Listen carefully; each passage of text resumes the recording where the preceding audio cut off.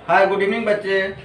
आज जो हम पढ़ेंगे एप्लीकेशन ऑफ ट्रिगोनोमेट्री, इसे हाइट एंड डिस्टेंस के नाम से भी जानते हैं। तो अब इसमें क्या होता है, जैसे आप किसी पोल पे खड़े हैं, मान लीजिए यहाँ पे आप खड़े हैं, तो यहाँ या बिल्डिंग पे खड़े हैं, तो यहाँ से आप नीचे देखेंगे, तो नीचे देखेंगे तो आपका ये वर्टिकल इसके साथ जो होगा, आपका आई कांटेक्ट जो होगा उसके साथ कुछ एंगल बनेगा। ये मान लीजिए ये एंगल फाई है, ठीक है। इसी तरह आप नीचे से भी ऊपर देख सकते हैं। चलिए अब आप देखते हैं, आपका मित्र कोई हो और यहाँ से आपको देख रहा हो, तो ये एंगल भी कोई होगा, ये एंगल थीटा मान लेते हैं। तो ऊपर वाला एंगल जो है, देखिए अगर ये पैरेलल है इसके, तो this angle equal to this angle, alternate angle से। तो अब नीचे वाला एंगल जो है theta, theta is called angle of elevation, angle of elevation. अब इसी तरह फाई को भी कुछ बोलते होंगे, तो फाई को बोलते हैं एंगल ऑफ डिप्रेशन।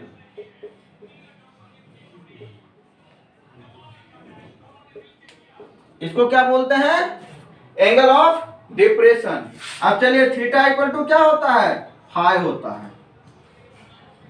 अगर इस एंगल को हम देखें एक्स को, तो देखिए ये राइट एंगल ट्रायंगल है, this X plus theta equal to 90 degree, X plus theta equal to 90 degree equal to, देखिए ये और ये दोनों क्या है, ये पैरेलल लाइन है, तो ये अगर इस पे परपेंडिकुलर है तो इस पे भी परपेंडिकुलर रहा होगा, इंटीरियर एंगल इक्वल होंगे दोनों, तो क्या हो जाएगा एक्स प्लस फाई। तो सबसे पहले हमने देखा angle of depression equal to angle of elevation होता है। अब चलिए एक कोई क्वेश्चन ले लेते हैं। मान लीजिए एक टावर है और इस पे आप यहाँ पे खड़े हैं और एंगल ऑफ एलिवेशन जो है यहाँ पे 30 डिग्री दिया हुआ है, और ये बिल्डिंग की हाइट जो है 20 मीटर है। अब बोल रहा है फाइंड एक्स। तो अभी हमने कहा कि angle of elevation equal to angle of depression, ये 30 डिग्री थी, ये भी कितना हो जाएगा 30 डिग्री। चलिए यहां आप खड़े हैं तो और ये अंदर वाला 60 डिग्री हो जाएगा। तो देखिए तो ये राइट एंगल ट्रायंगल है, तो इसके सामने का ये हाइपोटेनस हो गया। यहां आप खड़े हैं तो इसको बेस ले लीजिए, और ये क्या हो गया x इक्वल टू परपेंडिकुलर लिख दीजिए। तो देखिए तो b दिया हुआ और p निकालना है, तो हम क्या लगाएंगे टेन थीटा, टेन 30 डिग्री सीधा लिख देते हैं x अपॉन 20 मीटर। टेन 30 का value 1/√3 x by 20 metre, cross multiplication कर दीजिए, x equal to 20 upon √3 metre. ये डन हो गया। चलिए आप आपके बुक का एनसीईआरटी का कुछ क्वेश्चन और कुछ सीबीएसई के बच्चे के लिए सेलिना का क्वेश्चन बना लेते हैं। अब हम आगे एनसीईआरटी का क्वेश्चन नंबर फर्स्ट से लेते हैं। क्या कह रहा है, एक क्लिम्बिंग 20 मीटर अलोंग रोप, ठीक है, which is tightly restricted tied from top of vertical pole to ground। चलिए एक वर्टिकल पोल है, ठीक है, ये पोल है। इससे कोई जो है ना, जैसे आप गांव में देखते होंगे वायर इसे यहां से खींच के यहां पे डाला हुआ है, ये रोप है, कोई रस्सी है, ये कितना है 20 मीटर का है। तो आप देखिए राइट एंगल पोल तो हमेशा सीधा खड़ा रहेगा, पोल के सामने का हाइपोटेनस हो गया। अब आगे दे रखा है if angle made by ground level is 30 degree, angle of elevation कितना है 30 डिग्री। अब कह रहा है find the height of pole. Height of pole हम मान लेते हैं ये x है, a b c ले लिए। तो अब हम देखिए यहाँ पे हमें क्या पता है, हाइपोटेनस पता है, परपेंडिकुलर निकालना है, बेस से कुछ लेना नहीं है। तो परपेंडिकुलर और हाइपोटेनस किस में आता है? साइन थीटा में। Sine theta equal to P by H हम लिख देंगे। तो देखिए थीटा का वैल्यू 30 डिग्री, पी एक्स है, एच 20 मीटर है। साइन 30 डिग्री का value 1/2 X by 20 metre.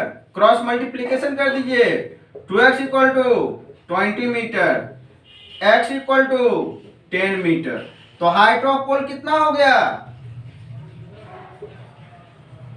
Height of पोल, तो हाइट ऑफ पोल कितना हो गया? 10 मीटर। चलिए अब अगला क्वेश्चन लेते हैं, अगला क्वेश्चन बनाते हैं। क्या क्या कह रहा है? एक ट्री है big break due to storm. एक पेड़ था, पेड़ को आप देखते होंगे क्या होता है जब आंधी आता है तो टूट जाता है, ऐसे टूट के ऐसे जमीन पे आ गया। ठीक है, अब कह रहा है making angle 30 degree with the distance between foot of, पर फुट से जो है ना वेयर टॉप टचेज ग्राउंड, यहां से 8 मीटर की डिस्टेंस पे 30 डिग्री का एंगल बना रहा है। ठीक है, अब कह रहा है कि find height of the tree, मतलब आंधी आने से पहले ट्री तो ये ऐसे ये था, यहां से टूट के ऐसे हो गया था। अगर इसको खड़ा करेंगे तो ऐसे रहा होगा पूरा। इसका मतलब हाइपोटेनस ये एच प्लस पी हो जाएगा।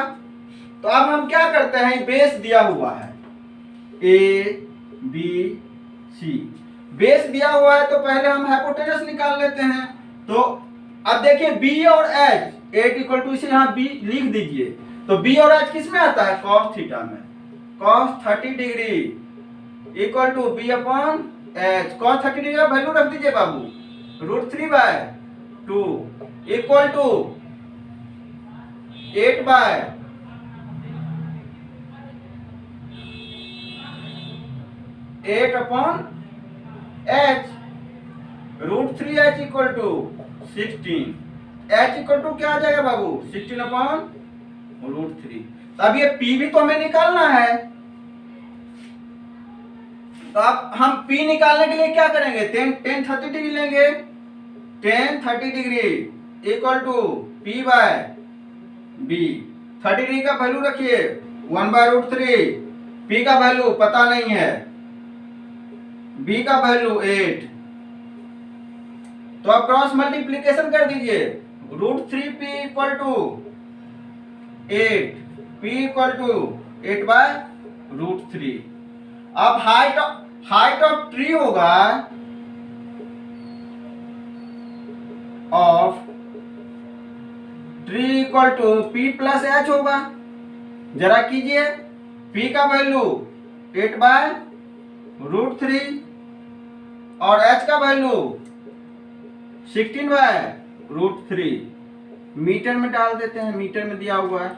एलसीएम √3 आ गया, 8 प्लस 16/√3 मीटर।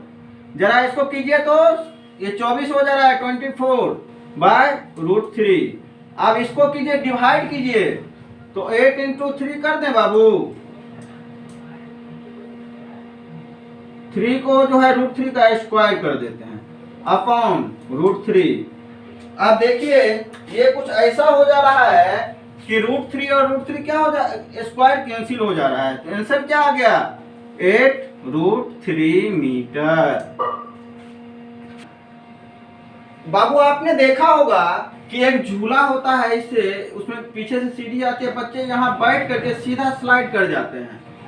एक स्कूल में ऐसा ही है, स्लाइड करने वाला 2, एक छोटे बच्चे के लिए है और एक बड़े बच्चे के लिए है। तो ये छोटा बच्चा के लिए, बड़ा बच्चा के लिए लेते हैं A B C D E F। अब क्या कह रहा है आगे? कॉन्टेक्ट पार्ट में children below age of 5 year spare have slide which top is at of 1.5 metre. इसका जो डिस्टेंस है ना 1.5 मीटर है और ये बड़ा वाला का 3 मीटर है। अब यहाँ बच्चे बैठते हैं और स्लाइड कर जाते हैं, यहाँ बैठते हैं और स्लाइड कर जाते हैं। अब आगे कह रहा है कि find the length of slide in each cases. ये अब एंगल भी ये दे रखा है आपको ग्राउंड के साथ। अब इंक्लिनेशन जो होता है छोटा वाला का 30 डिग्री है और बड़ा वाला का 60 डिग्री है विथ ग्राउंड। तो अब हमें क्या निकालना है? हाइट निकालना है। तो ये स्मॉलर के केस में है और ये इसको कैपिटल एच ले लेते हैं। In triangle A B C, smaller children के लिए है।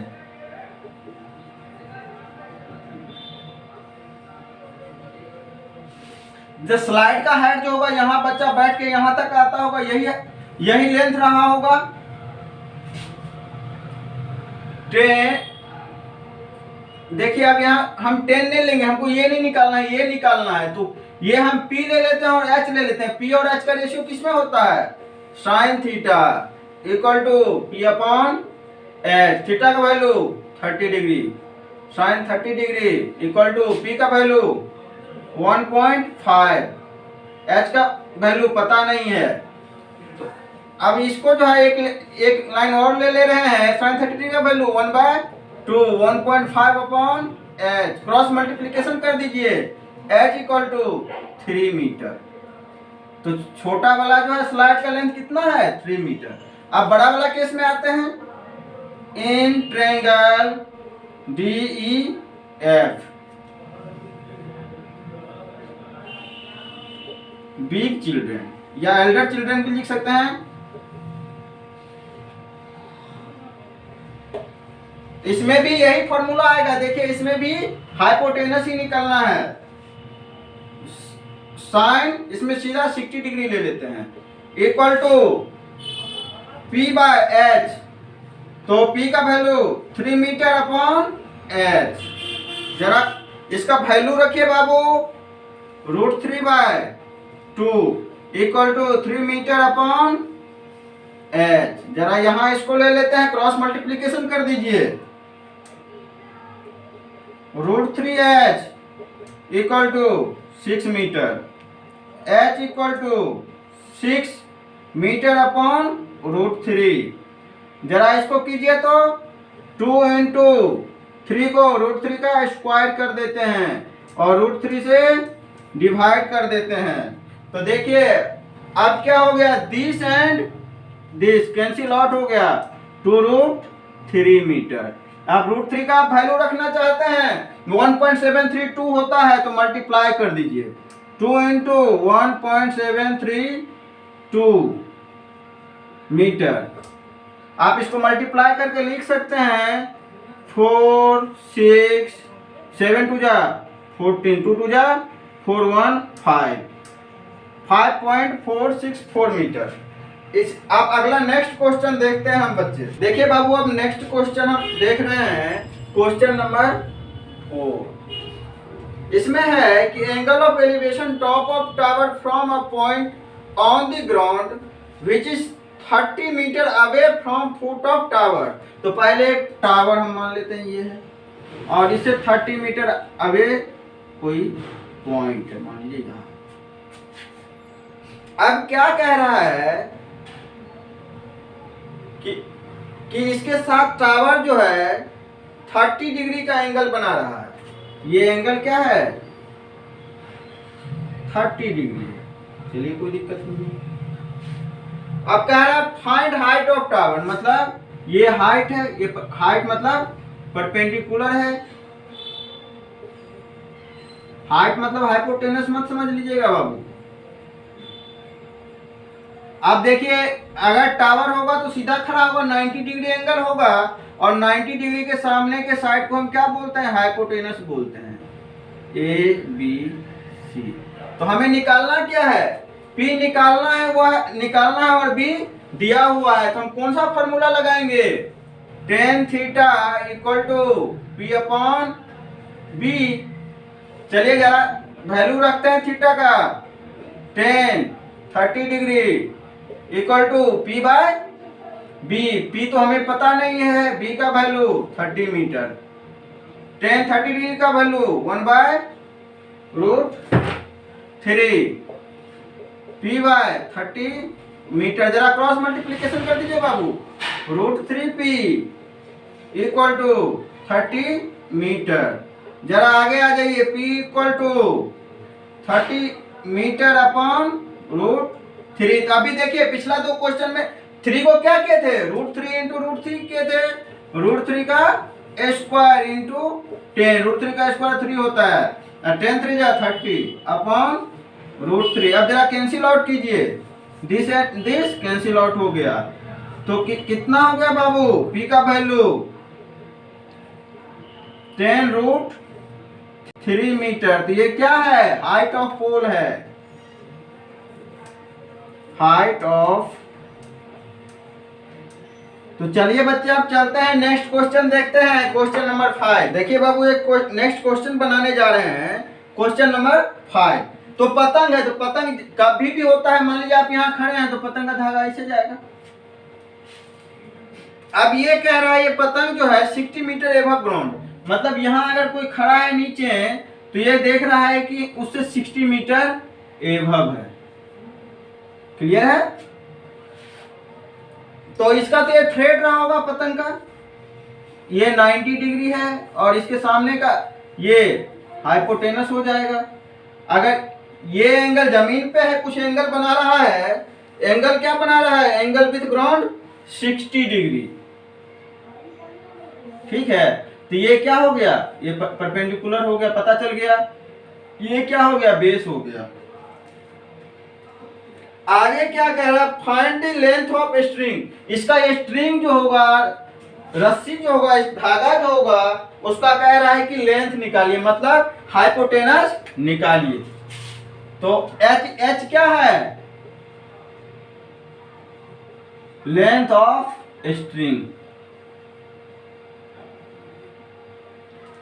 तो देखिए, तो हमें P दिया हुआ है और H निकालना है। P और H का रेशियो किस में होता है, हम जानते हैं साइन में होता है। Sine theta equal to P upon H। Theta का वैल्यू रखिए साइन 60 डिग्री, P का वैल्यू 60 मीटर, H पता नहीं, तो √3/2 60 डिग्री का value 60 metre upon H। Cross multiplication कीजिए, √3H equal to 120 metre.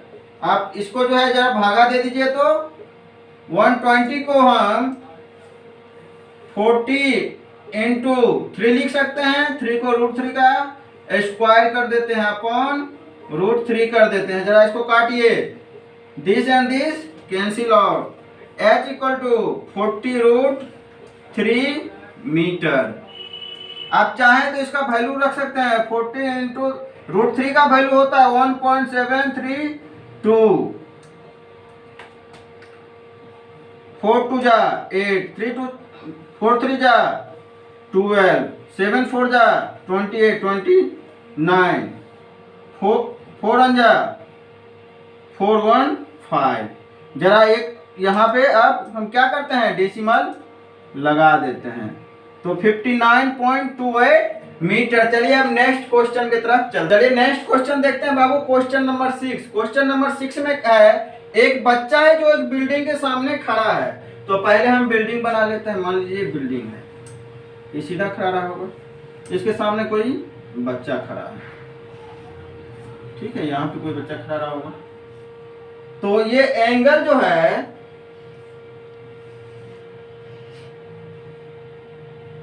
30 degree बना रहा है। कितना बना रहा है बाबू, 30 डिग्री। अब क्या कह रहा है,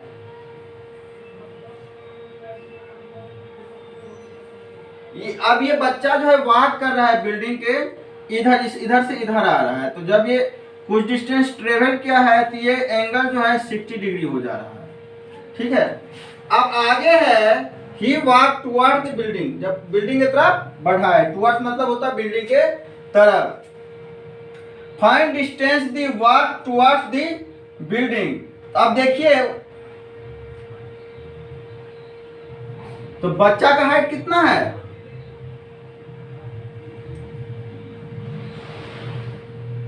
1.5 मीटर है।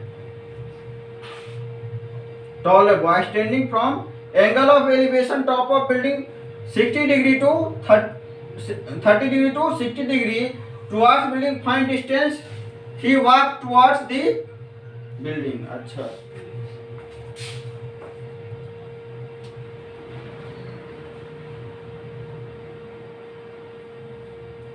अब आगे देखिए एक चीज और दे रखा है। ये पूरा क्या कितना दे रखा है? 30 मीटर बिल्डिंग का हाइट दे रखा है हमें। तो अब देखिए 30 मीटर है, तो ये अगर बच्चा का हाइट जो होगा इसमें से माइनस होगा, 1.5 मीटर ये है। तो अब बिल्डिंग का हाइट जिस हाइट से बिल्डिंग को बच्चा का देख रहा होगा ये 28.5 मीटर रहा होगा। सबसे पहले इस बात को हम नोट डाउन कर लेंगे। तो अब हमें ये P का P इक्वल टू कितना आया? 28.5 मीटर। तो चलिए पहले 10 30 डिग्री लेते हैं। 30 डिग्री मान लेते हैं, ये पूरा डिस्टेंस हम मान लेते हैं,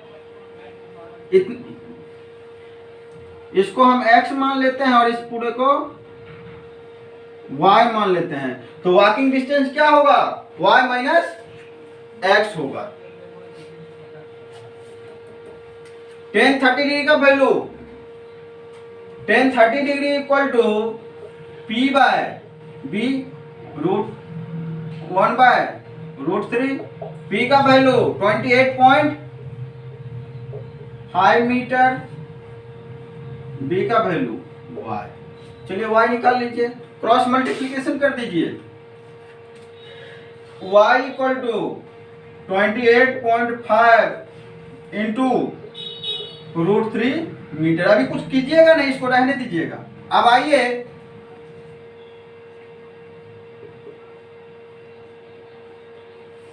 इन ट्रायंगल ABD में, इसमें 10 60 डिग्री, 10 60 डिग्री इक्वल टू बाबू P अपॉन H।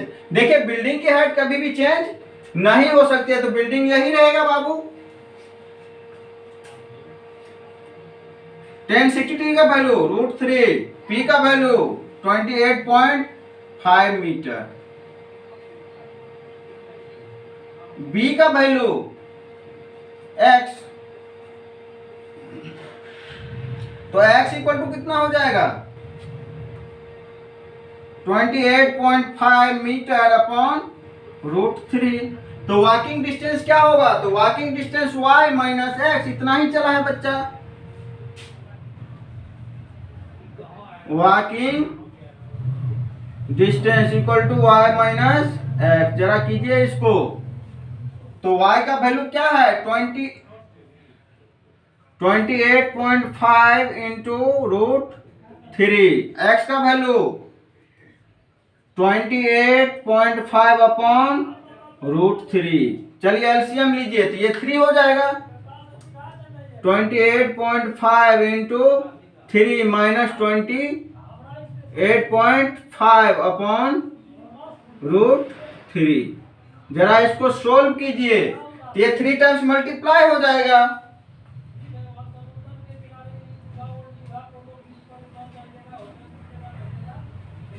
तो इसको 3 टाइम्स मल्टीप्लाई कीजिएगा तो 28.5 इंटू 3, 5 3 जा 15, 8 3 जा 24, 1 25, 2 3 जा 6, 2 8, और फिर माइनस क्या करेंगे? 28.5, तो 59 हो जाएगा अपॉन रूट 3 मीटर। आंसर हो गया बाबू। चलिए इसी के साथ इस क्लास को हम समाप्त करते हैं। और जो भी बच्चे क्लास को लाइव देख रहे हैं उनसे रिक्वेस्ट है कि वीडियो को लाइक एवं सब्सक्राइब करें, और इससे आगे का एनसीईआरटी का सॉल्यूशन जो है नेक्स्ट पार्ट में आपको मिलेगा।